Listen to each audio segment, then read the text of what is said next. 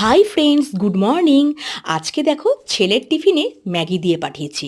আর শীতকালে ওকে কীভাবে ম্যাগিটাকে রেডি করে দিই সেটাই তোমাদের সামনে একটু শেয়ার করে নিলাম। ওখানে দুটো ম্যাগিকে সিদ্ধ করে জল ঝরিয়ে রেখে দিয়েছি। আর এখানে আমি একটা আলু, একটা পেঁয়াজ আর গাজর ঝিরিঝিরি করে কেটে তেলের উপর ফ্রাই করে নিচ্ছি। তার সাথে একটু মটরশুঁটি অ্যাড করে নিচ্ছি আর বিনসও অ্যাড করে নিচ্ছি। তোমরা চাইলে ক্যাপসিকামও অ্যাড করে নিতে পারো। আমার কাছে ক্যাপসিকাম ছিল না তাই আমি অ্যাড করতে পারিনি, তোমরা চাইলে করে নিতে পারো। সবজিগুলো যখন একদম হাফ বয়েল হয়ে আসবে তখন একটু লবণ আর একটু চিনি আমি অ্যাড করে নিয়েছিলাম। তোমরা চাইলে চিনিটাকে স্কিপ করে যেতে পারো।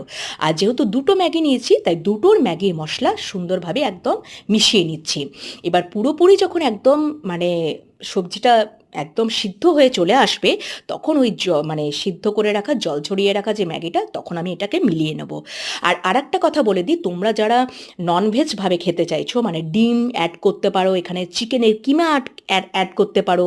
বাড়িতে ধরো গেস্ট এলো বা তোমরা নিজেরা ব্রেকফাস্টে খাচ্ছ, ঠিক আছে, তখন কিন্তু ওইভাবেও কিন্তু করতে পারো। ঠিক আছে, যখন তোমরা দেখবে সবজিগুলো ফ্রাই করছিলে না, মানে আমি যখন ফ্রাই করছিলাম তখন কিন্তু ডিম বা চিকেনের কিমা অ্যাড করতে পারো। যেহেতু আমি ছেলের টিফিনে, এটা স্কুলের টিফিনে পাঠাচ্ছি, ওখানে ননভেজ অ্যালাউ নেই, তাই আমি ওই চিকেন বা ডিম কোনো কিছুই ব্যবহার করছি না। ম্যাগিটাকে একদম মিলিয়ে নিলাম। এবারে একদম গ্যাসটাকে সিম করে রেখে দিয়েছি।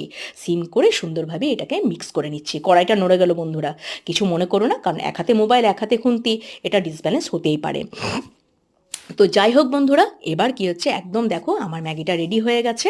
হ্যাঁ, তো এবার আমি এটাকে একটু ঠান্ডা করার জন্য ছেড়ে দিয়েছি, কারণ টিফিন বক্সে ভরে নেবো। তো টিফিন বক্সে দেখো অলরেডি আমি একদম ভরে নিয়েছি। এটাকে বন্ধ করে একদম ব্যাগে ভরার অপেক্ষায় রয়েছি। ঠিক আছে বন্ধুরা, তো যাই হোক না কেন, এইভাবে তোমাদের ম্যাগির যে প্রিপারেশনটা আমি করলাম তোমাদের কেমন লাগলো অবশ্যই কিন্তু কমেন্ট করে জানিও। আর আগামী দিনে এরকম আরও সুন্দর ব্রেকফাস্ট আমি নিয়ে আসার চেষ্টা করব। তো আজকের মতন বন্ধুরা টাটা, ভালো থেকো।